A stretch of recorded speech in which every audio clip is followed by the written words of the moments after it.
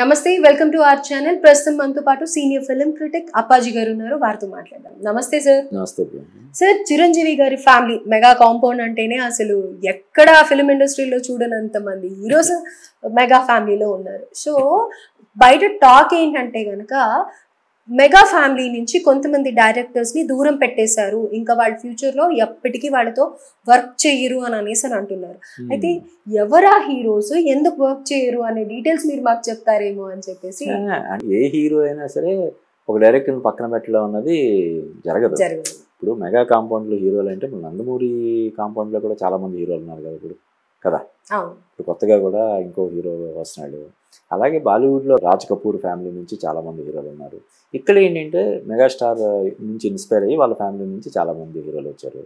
ఇక నువ్వు చెప్పేది కొంతమంది డైరెక్టర్స్ ని మెగా కాంపౌండ్ బాయ్కాట్ చేసింది, లేదంటే దూరం పెట్టింది అనే వార్త అవాస్తవం అని నా అభిప్రాయం.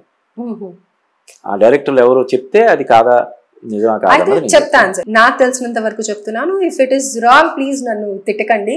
ఒకటి బోయపాటి శ్రీను గారు, తర్వాత ఆచార్య తీసిన కొరటాల శివ గారు, at the same time Shankar గారు. ఇప్పుడు ఎందుకంటే అన్ని మూవీస్ కూడా ఫ్లాప్ అయ్యాయి వీళ్ళతో తీసినవి, అండ్ చాలా ట్రోలింగ్ కి కూడా గురయ్యారు. రామ్ చరణ్ గారు విజయ రామ ఆ సినిమా అప్పుడు అని అనేసి టాక్ నడుస్తూ ఉంది సార్. అంటే సినిమా రంగంలో విజయాలు పరాజయాలు ఇవన్నీ కామన్.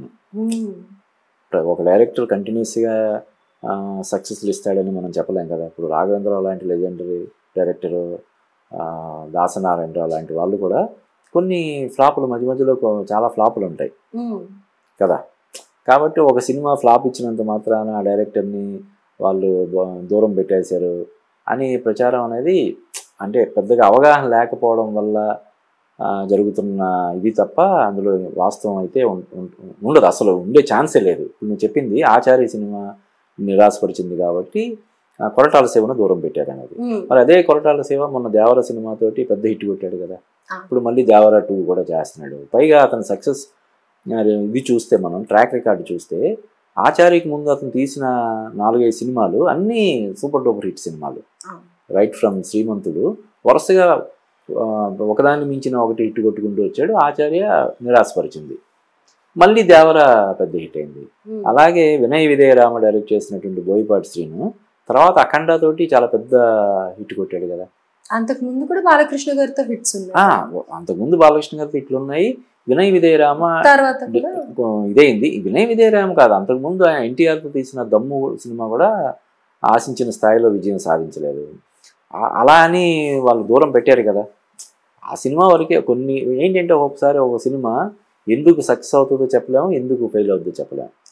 కర్ణుడి చావు కారణాలలాగే ఒక సినిమా ఆడకపోవడానికి, విజయం సాధించకపోవడానికి చాలా కారణాలు ఉంటాయి. ఎగ్జాంపుల్ చెప్పాలంటే ఆరెంజ్ మూవీ అప్పట్లో డిజాస్టర్ అన్నారు, మొన్న రిలీజ్ చేస్తే చాలా మంచి కలెక్షన్స్ వచ్చాయి, చాలా పెద్ద హిట్ అయింది.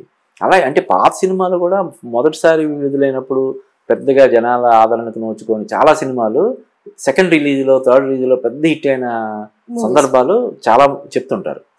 అలాగే ఈ డైరెక్టర్లు ఇప్పుడు చెప్పినటువంటి బోయపాటి శ్రీను కావచ్చు, లేదంటే శంకర్ ట్రాక్ రికార్డు మామూలు ట్రాక్ రికార్డు అవుతుంది.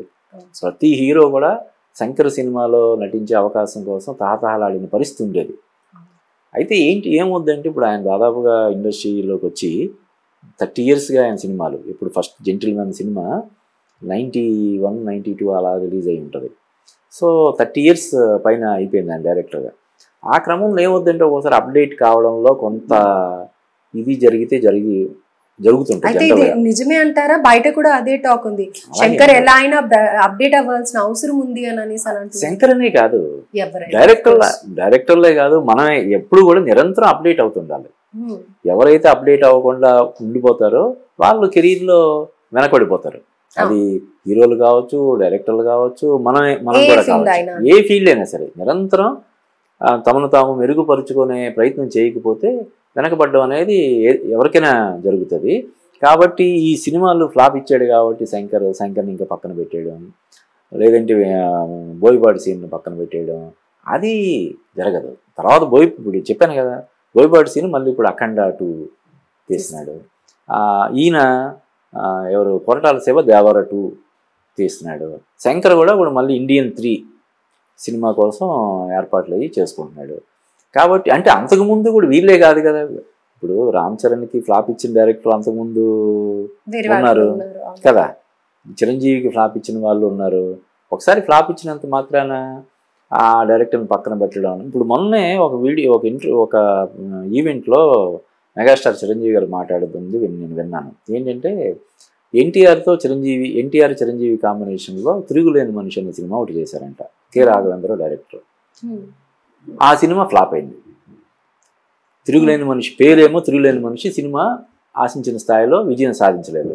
దాంతో నెక్స్ట్ కొండవీటి సింహం సినిమా కోసం అని చెప్పి చిరంజీవిని తీసుకొని కూడా ఇది కాంబినేషన్ అంతకుముందు వీళ్ళిద్దరూ కలిసి యాక్ట్ చేసిన సినిమా ఫ్లాప్ అయింది కాబట్టి దాని ప్రభావం ఎక్కడ ఉంటుందో అని చెప్పి చిరంజీవిని తీసుకోకుండా మోహన్ బాబుని తీసుకున్నారని చెప్పి ఆయన దాన్ని రాఘవేంద్రరావు గారు నన్ను తీసుకోలేదు ఈ సినిమాలోని, రాఘవేంద్రరావు గారి మీద ఆయన కక్ష పెట్టుకోలేదు. ఆయనే చెప్పాడు. అదే రాఘవేంద్రరావు గారితో నేను ఎన్టీఆర్ గారి కంటే కూడా ఎక్కువ సినిమాలు చేశాను, నేను ఎక్కువ విజయాలు. ఇప్పుడు జగదేవి గురుడు, లోక సుందరి, ఘరానామగుడు, రౌడీ అల్లుడు, ఎన్ని బ్లాక్ బస్టర్స్ ఆయనకి ఇద్దరు కాంబినేషన్లో, కె రాఘవేంద్రరావు చిరంజీవి కాంబినేషన్లో. అలాగా దాన్ని ఆ సినిమా తాలూకు ఫలితాన్ని ఆ సినిమా వరకే పరిమితం చేస్తారు. కాకపోతే విశ్లేషించుకుంటారు, ఆ సినిమా ఎందుకు ఫెయిల్ అయింది అనేది విశ్లేషణ చేస్తారు తప్ప ఒక సినిమాతో ఫ్లాప్ ఇచ్చిన డైరెక్టర్ని శాశ్వతంగా పక్కన పెట్టడం అనేది జరగదు. జనరల్ గా ఫ్యాన్స్ లో ఉన్న డిస్కషన్ తప్ప సీరియస్ గా ఇలాంటి డెసిషన్స్ అయితే ఏ హీరోస్ ఎవరు తీసుకోరు. కాకపోతే ఏంటంటే ఇప్పుడు ఉదాహరణకి రామ్ చరణ్ శంకర్ కాంబినేషన్ లో వచ్చిన సినిమా ఫ్లాప్ అయింది, మళ్ళీ ఇద్దరు కలిసి సినిమా చేస్తే దానికి ఏమైనా క్రేజ్ ఉంటుందా? కమర్షియల్ గా ఆలోచిస్తారు తప్ప కొంచెం గ్యాప్ తీసుకొని చేస్తారు. 2-3 సినిమాలు, ఆయన ఒక 2 సినిమాలు, ఈయన ఒక 2-3 సినిమాలు చేసిన తర్వాత చేస్తారు. ఎందుకంటే కమర్షియల్ గా ఇది అవ్వదు కాబట్టి. ఇప్పుడు ఆచార్య సినిమా డిసప్పాయింట్ చేసిన తర్వాత మళ్ళీ కొరటాల శివ చిరంజీవి కలిపి చేస్తే దానికి క్రేజ్ ఉండదు కదా, దానివల్ల గ్యాప్ తీసుకుంటారు. వాళ్ళ మంచి వ్యక్తిగతంగా ఆ సినిమా సందర్భంగా ఏదైనా వాగ్వివాదం కానీ లేకపోతే ఇంకోటి ఏదైనా జరిగితే కూడా ఒకసారి వాళ్ళ కాంబినేషన్లో రిపీట్ అవ్వదు. కానీ ప్రత్యేకించి పలానా డైరెక్టర్తో ఇంకెప్పటికీ మనం పని చేయకూడదు అనే తీర్మానాలు అయితే ఏ హీరోలు కూడా తీసుకోరు.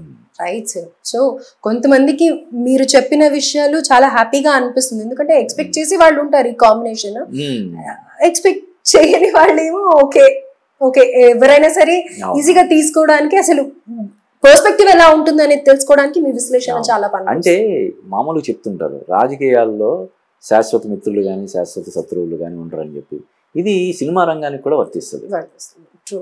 అంటే సినిమాలు రాజకీయాలనే కాదు, నిజ జీవితంలో కూడా అంతే కదా.